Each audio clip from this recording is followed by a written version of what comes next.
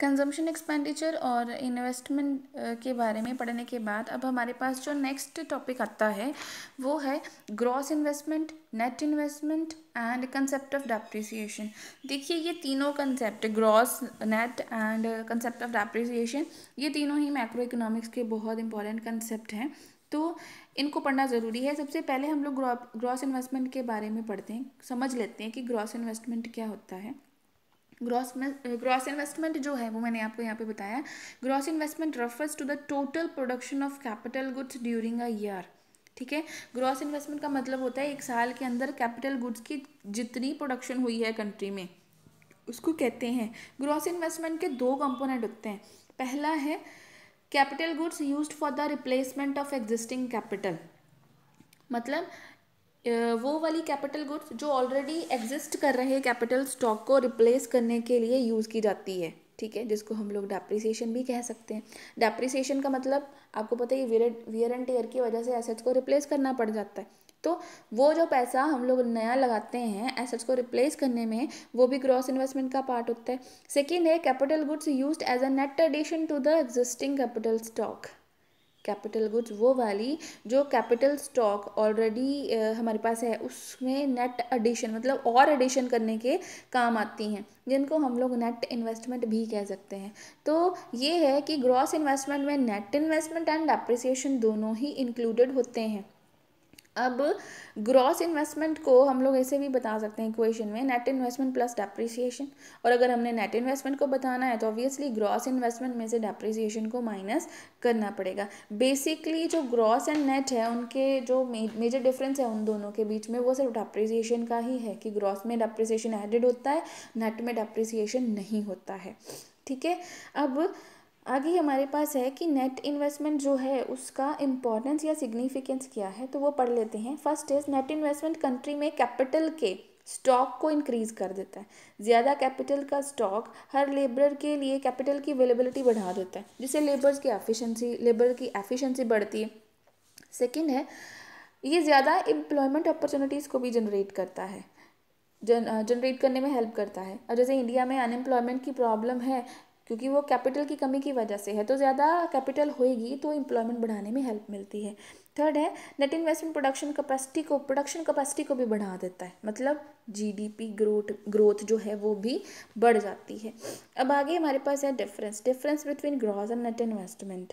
जो first difference है उसमें है ग्रॉस इन्वेस्टमेंट प्रोड्यूसर्स का वो एक्सपेंडिचर इंक्लूड करता है जो न्यू एसेट्स को परचेज करने के लिए लगाया जाता है, और उसके साथ ही वो वाला एक्सपेंडिचर जो पुरानी एग्जिस्टिंग एसेट्स को रिप्लेस करने में लगाते हैं। ठीक है, जिसमें डेप्रिसिएशन भी आता है। तो नेट इन्वेस्टमेंट में क्या है, प्रोड्यूसर्स का सिर्फ वही एक्सपेंडिचर इंक्लूड करता है जो सिर्फ न्यू एसेट्स को परचेज करने में लगाया जाता है, वो वाला एक्सपेंडिचर नहीं इंक्लूड किया जाता है जो एसेट्स को रिप्लेस करने में लगाया जाता है। उसके बाद सेकेंड है ग्रॉस इन्वेस्टमेंट में रिप्लेसमेंट इन्वेस्टमेंट जो इंक्लूड की जाती है, नेट इन्वेस्टमेंट में नहीं की जाती। थर्ड है gross investment existing capital stock में जो एडिशन हुई है उसको अलग से शो नहीं करता, पर नेट इन्वेस्टमेंट शो करता है।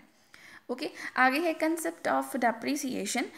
इसमें ये बताया है कि जैसे जो फिक्स्ड एसेट्स होते हैं, प्लांट, मशीनरी, बिल्डिंग एक्सेट्रा, उनको कुछ साल यूज़ करने के बाद उनकी वैल्यू जो है वो कम हो जाती है। इसके दो रीज़न है।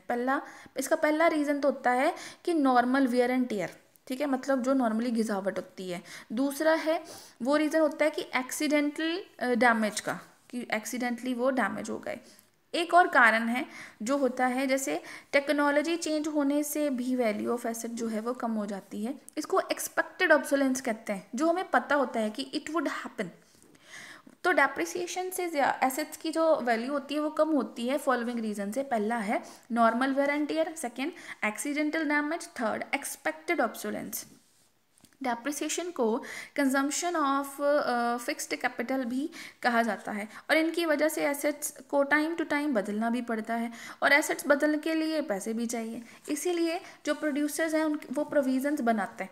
फॉर एग्जांपल अगर एक एसेट जो है वो 10 लाख की है, अब एकदम से 10 लाख तो स्पेंड नहीं कर सकते।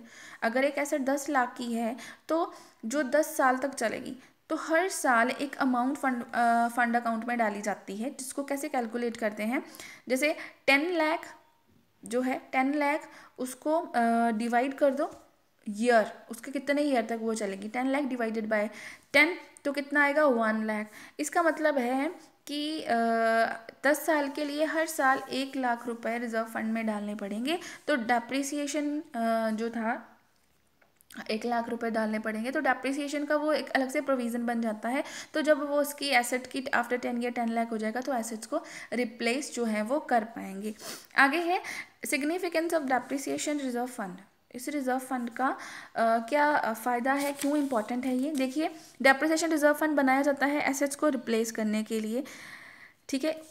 या तो उसकी कंडीशन सही नहीं होती या फिर टेक्नोलॉजी बदलने के साथ एसेट जो है वो काम नहीं सही से कर रही होती। अगर ये फंड्स नहीं होंगे तो इकोनॉमी में एसेट्स को रिप्लेस करना या एसेट्स में इन्वेस्ट करना मुश्किल हो जाएगा, इन्वेस्टमेंट नहीं होएगा। अगर इन्वेस्टमेंट नहीं होएगा तो आउटपुट पे भी फ़र्क पड़ेगा, आउटपुट भी कम हो जाएगी, क्योंकि एसेट चेंज करके आउटपुट बढ़ा सकते हैं। अगर एसेट पुराना ख़राब हो गया है, नहीं सही से काम कर रहा है, तो एसेट चेंज कर दो, आउटपुट बढ़ जाएगा, ठीक है। क्योंकि वो अच्छे से काम करेगी नई वाली। अगर नई एसेट को चेंज करते तो पुरानी वाली एसेट को चलाना पड़ेगा, तो आउटपुट नहीं बढ़ेगा, ठीक है। नहीं रिप्लेस हुआ तो एसेट का मतलब आउटपुट नहीं बढ़ेगा, जिसके कारण इनकम एंड एम्प्लॉयमेंट भी कम हो जाएगा। इकोनॉमी में इकोनॉमिक स्लो डाउन आ जाता है और country low level equilibrium trap में फंस जाएगी। तो इससे ये पता चलता है कि डेप्रिसिएशन रिजर्व फंड इकोनॉमी के लिए ज़रूरी है। एसेट की रिप्लेसमेंट, जो सही से नहीं काम करते उनको रिप्लेस करना भी ज़रूरी होता है। अब आगे पढ़ेंगे एक्सपेक्टेड एंड अनएक्सपेक्टेड ऑब्सोलेंस के बारे में। एक्सपेक्टेड ऑब्सोलेंस होता है, उसके दो कंपोनेंट होते हैं। पहला, जब एसेट का नुकसान होता है टेक्नोलॉजी बदलने से, जैसे ब्लैक एंड वाइट टीवी बंद हो गए थे कलर टीवी के आने की वजह से।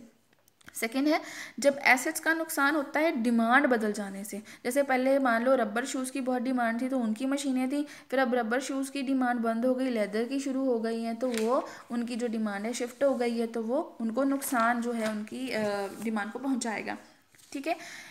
आगे है, ये तो था एक्सपेक्टेड जिसका पता ही होता है, ठीक है। अनएक्सपेक्टेड ऑब्सोलेंस क्या होता है? अनएक्सपेक्टेड वो होता है जैसे नेचुरल क्लैमिटी, जैसे अर्थक्वेक आ गया, फ्लड आ गया, आग लग गई।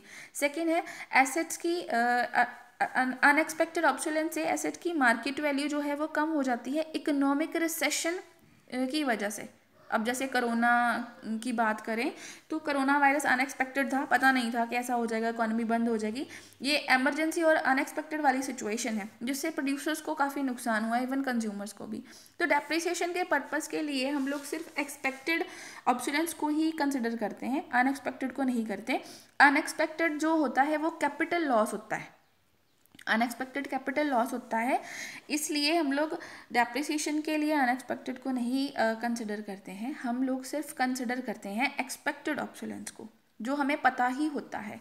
अब एक्सपेक्टेड एंड अनएक्सपेक्टेड जो ऑब्सोलेंस है उसको आप एक बार स्टडी करो, आपको आराम से पता चल जाएगा, ठीक है। उसका डिफरेंस पढ़ना ज़रूरी है। सेकेंड है जो डिफरेंस हम लोगों को पढ़ना है वो है consumption of fixed capital and capital loss. Fixed अब इनका जो कैपिटल लॉस मतलब जो अनएक्सपेक्टेड ऑब्सोलेंस से होता है, इनका डिफरेंस भी आपको पढ़ के पता चल जाएगा, ठीक है।